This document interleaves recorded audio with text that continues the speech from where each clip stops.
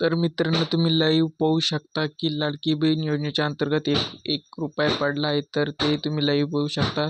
तर हे कसे पडले ते आपण थोडक्यात माहीत करून घ्या. JR काय म्हणतो पहा.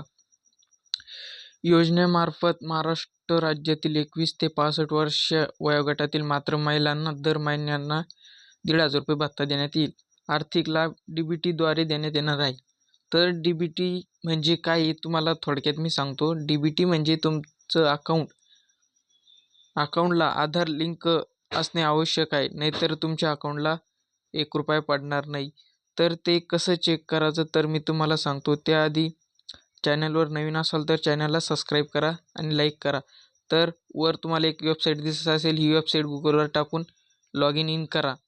लॉग इन केल्याच्या नंतर इथं लॉग इन बटनावर क्लिक करा. वर आधार नंबर टाकायचा आणि खाली कॅप्शन टाकून द्यायचं.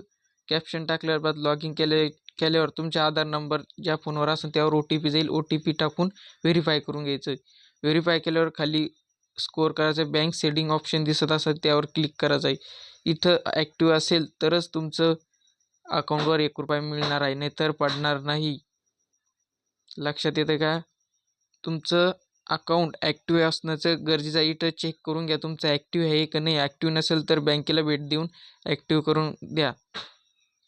तर चॅनलवर नवीन असाल तर सबस्क्राईब करा. व्हिडिओ आवडला तर लाईक करा. धन्यवाद.